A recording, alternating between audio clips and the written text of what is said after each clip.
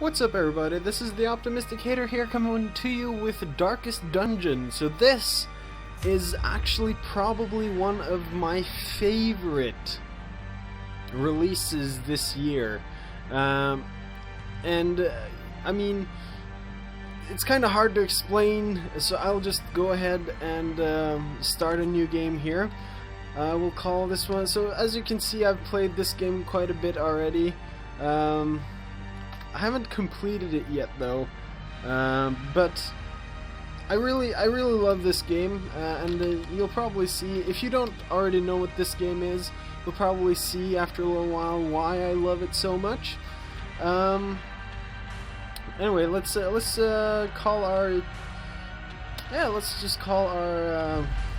our hamlet or our household for YouTube.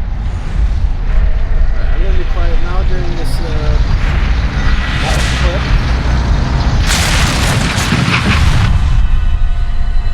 You will arrive along the old road. It winds with a troubling serpent-like suggestion through the corrupted countryside,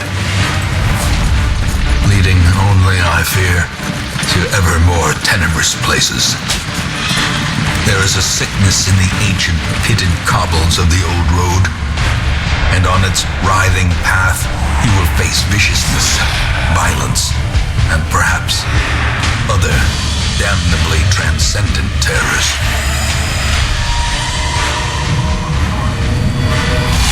So steel yourself, and remember there can be no bravery without madness. The old road will take you to hell, but in that gaping abyss, we will find our redemption.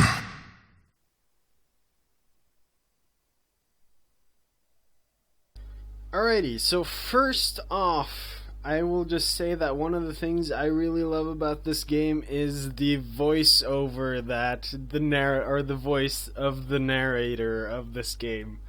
Oh my goodness, I freaking love that voice. It just makes everything he says in this game just sounds epic. You know, he could say like, "Going to the store to pick up tampons," and it would just sound just like the most epic thing anyone has ever done. But yeah, so I really love the voice. It seems like we have a bit of a longer loading screens in this game as well, which surprises me a little bit, honestly, as it's not a very big game. So I guess there's some elevator music to be put in here as well. Alright, so we got our loading screen done here. So the concept of the game is really simple. It's a dungeon crawler. You go and you explore dungeons. You have to click where you want to go, and then you just go from left to right. It's as easy as that. And then you will meet enemies like this guy over here, and you fight them. It's not it's not the most advanced game out there, but it's so fun. So another thing I want to go ahead and point out right now is just the art style of this game.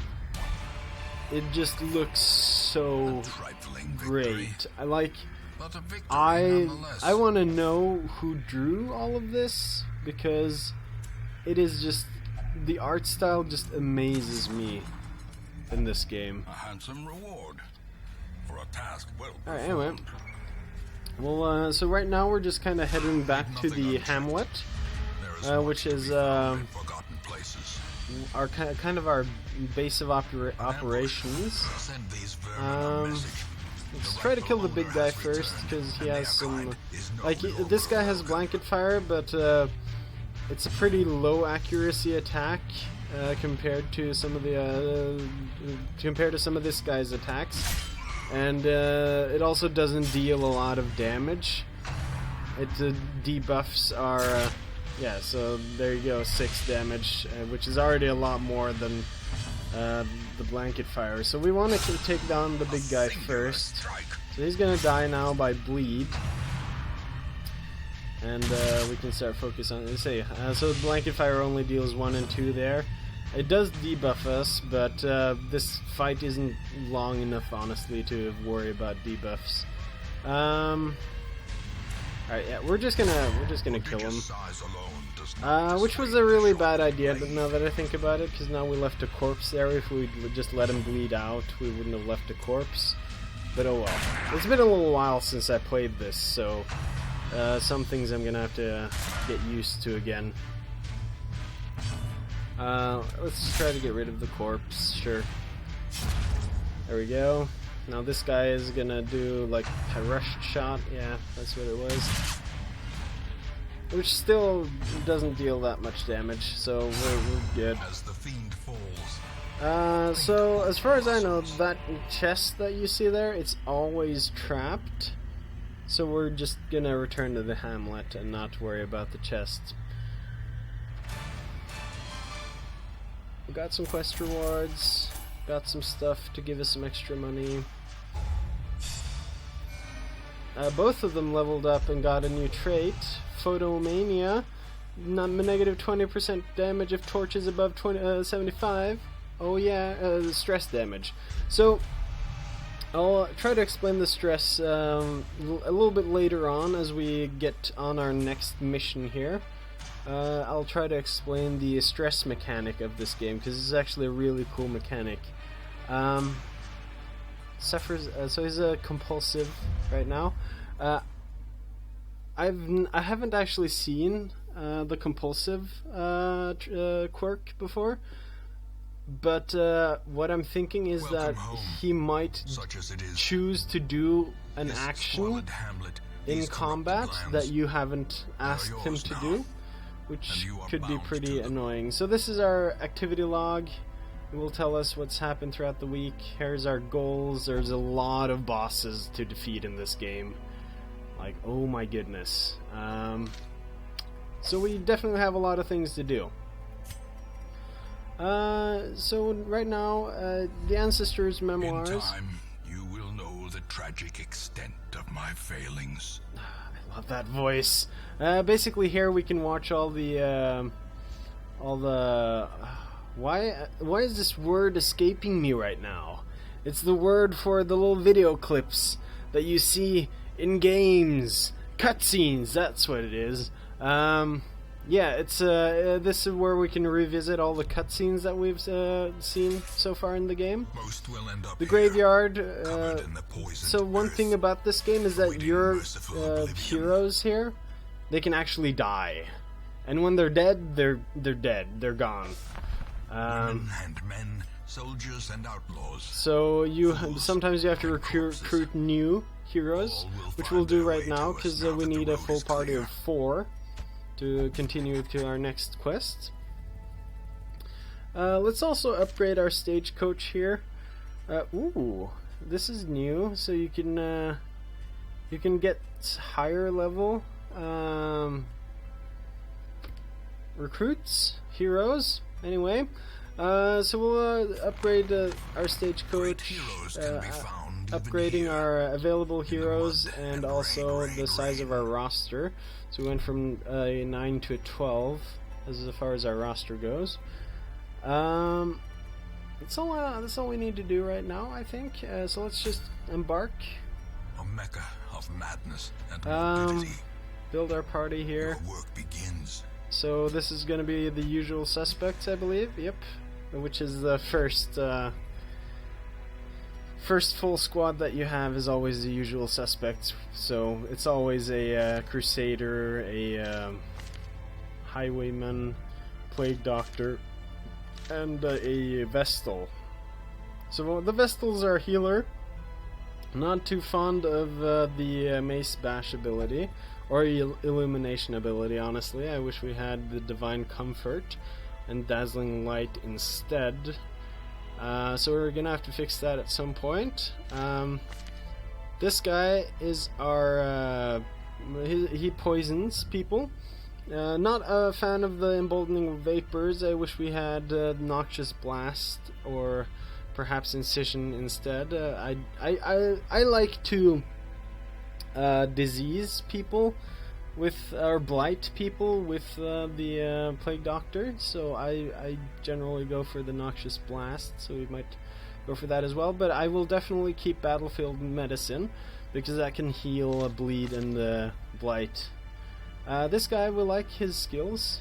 Nothing really much to say about that. Point blank shot is really great, but only the first turn of the combat.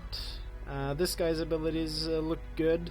We might change out Bulwark of Faith with Holy Lance or Battle Heal at some point here. Anyway, let's just go to our provisions here. The cost of preparedness. So these things are. So we start with a holy water. I think because we have the Vestal, and we start with an antivenom because of the we have the plague doctor. But we're gonna buy about, yeah, we'll go with 8 food, 2 shovels, 2 keys, and 8 torches. I think, yeah. So I might over prepare a little bit, but I'd rather have the extra keys in case we find like a secret room or a lot of things that need keys, and the extra shovel in case we find something that needs a shovel. So I did at some point while I was playing this, I did look up what all the curios need, like which ones need a key, which ones need holy water. So I might remember some of that, but I won't look it up again. So if I've forgotten it, like, it will stay forgotten, basically. Alright, so we got some... we actually surprised them, which is a surprise to me, honestly, because the light's a little bit dim. Alright, anyway, let's go for the judgment. We have no reason to heal any of our people right now. Sure, we'll do some emboldening vapors on our Crusader here. Shoot this guy, just finish him off. And try to... Okay, there we go. That was nice. I like that. A pretty big reward for that combat, honestly. This thing's unlocked, so we don't need a key for that. Wealth beyond measure. Oh yeah, so I was going to talk to you guys about the stress mechanics. So as you can see under our health bar here, there's also another bar. That's not your mana bar. That is a stress bar.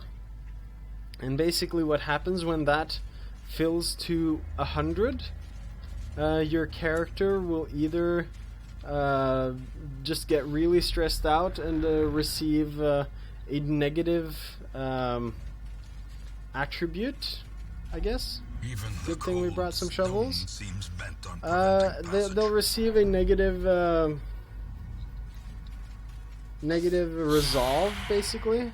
Oh, we forgot. We surprised them again, which is really a big surprise to me by this point. But yeah, they'll receive their resolve will be tested, basically, and oof, that's not a good dodge.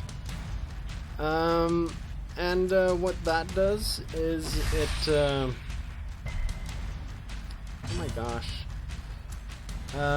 it can be either good or bad for you. Like a bad resolve will make your character more selfish. He will kind of move around, he'll move further to the back to have the other people protect him and stuff like that. While a positive one will actually help you out quite a great deal, where he can help reduce stress among his teammates. And oh my gosh, stop missing, stop it. So positioning is also really important in this game. So the fact that our highwayman was pushed back there is not great. And I really just want our Crusader to please have a turn. Please? There we go. kill both of those guys. Maintain the offensive. And push the acolyte a little bit further up. There's no point in moving with this guy. Let's just go with the... give him some vapes. All the vapes. So yeah, this guy deals a lot of stress damage. Got 22 more stress there. Let's just keep healing with this guy, and there we go. Finally we hit. That's all I wanted. Let's see what's this has the best accuracy, base accuracy, so I'll just go with that. Disadvantage. Give them no quarter. Alright, that could have gone better, but it could have gone a lot worse as well, because this is a lot like Dark Souls. You can just suddenly just die to the weakest enemy in this game, and the way is lit. It sucks. The path is clear. Alright, so we filled up our torch again. We'll probably, I think we'll wait a little bit with the dark runs. I mean, the darker it is, the more... Are you... You ass! Come on! You can't just take things for yourself. That's not how this whole party thing works. Yeah, so the people will have like negative negative twerks about them, yes. The people will have negative quirks about them, which will make them like, well, as you can see, our little crusader here decided that the item that was in those bags, the items in there, he wanted them, so he took them because he's a jerk. He's probably egomaniac, if I'm not mistaken. Kleptomaniac, actually, so he's prone to stealing items. Thief. Confidence surges as the enemy crumbles. But what was I talking about? I kind of forgot what I was talking about. Oh well, it will probably come back to me sooner or later. If it was important, I will bring it up again at some point here. But yeah, let's just finish these guys off. For this fountain here, I wonder... So yeah, that guy should die from blight now. So we'll just go ahead and heal.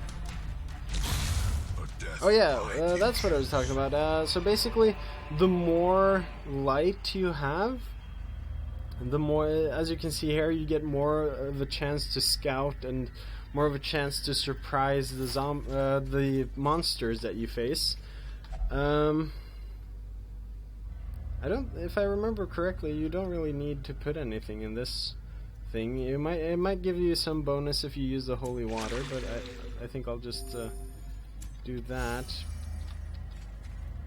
And also, if you have less light, if you have a dark run, for example, you have a bigger chance of getting items.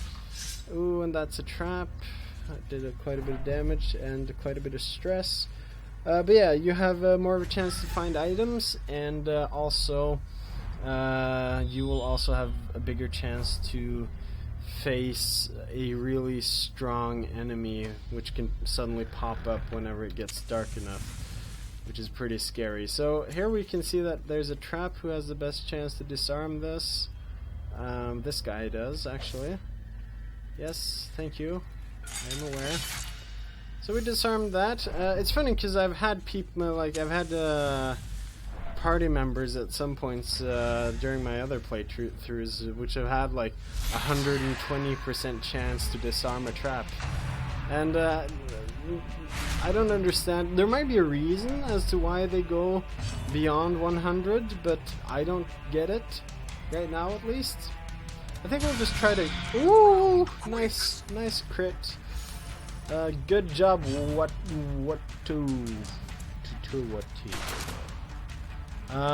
that was not good. Our highwayman definitely needs to work on his accuracy. Alright, let's go ahead and grenade this guy. Please get blighted. Yes, thank you. So he's gonna, or she, you see the the Tata's there, so she's gonna die. And we will try to smite down this guy, which did not work to our advantage right now. Let's heal this guy up. We'll take away the bleed. Slowly, gently. So we don't have to worry about that anymore. Let's just slice up this guy. Bleed? No bleed. Gosh dang it. He gets the bleed. Of course he gets the bleed. Why wouldn't he get the bleed? So we're not using our Vestal here to heal. The reason why we did that is basically because the skeleton would have gone after our Vestal, which by that point it would have been pointless to heal anyway, because we'd just lose the damage again already. Got some torches. So this one we want to use a key for the heirloom chest, which will get us some extra items here. Now it must be carried home. That was not what I wanted to do. Sure, we'll walk over here, see if we can find something extra over here. Are you kidding me? Come on! That's 4 crests that I could have gotten. Okay, that is... Your kleptomancy is definitely getting treated as soon as possible. My goodness. Your little butt. I'm just gonna start calling people for pieces. I actually have that from a friend of mine, and so he would always be like, "You piece," and his reasoning behind that was because whatever you would say after calling someone a piece would be bad, like a piece of blank, like whatever you put in like as the next word there, it's probably going to be bad. Can I please? There we go. Ooh, we got a warrior's bracer. Nice. Got some of that. Gives us some more damage. Reduces our dodge though, so I'm not entirely sure how I feel about that yet. I like dodge. Alright, so we're gonna eat. So this is why we bring food on these little ventures, because we need to eat. Otherwise we will go through starvation. We'll continue adventuring. We have this last room over here. But yeah, if we don't bring food, we'll probably end up going through starvation, which gives us a ton of stress and does like 20% of our damage, our health and damage. Glad we brought 2 shovels. I guess we only needed to bring 1, because we did get 1 later on, but and I'm now very glad that we brought 2 keys as well. Let's try to get this Bone Courtier, because he does a lot of stress damage, and I don't really want to be taking more stress damage than I've already taken. We'll go with the Grape Shot Blast. Please, can you just hit something? Dismas or Dima, or however you say your name? It shouldn't be that hard. Come on. There we go. Good boy. Who's a good boy? You're a good boy. Alright. So I'll probably try to rename some of these later on. Give them... I'll have to figure out which one I want to be and which ones I'll give to my friends. And hey, if you guys want a character named after you guys as well, like, let me know. Just write a comment in this video, and I will. I'll see it done. I will see it done. There's probably very little point. Okay, we'll just go ahead and do that. He's not gonna die anyway, but I mean, it's better than nothing.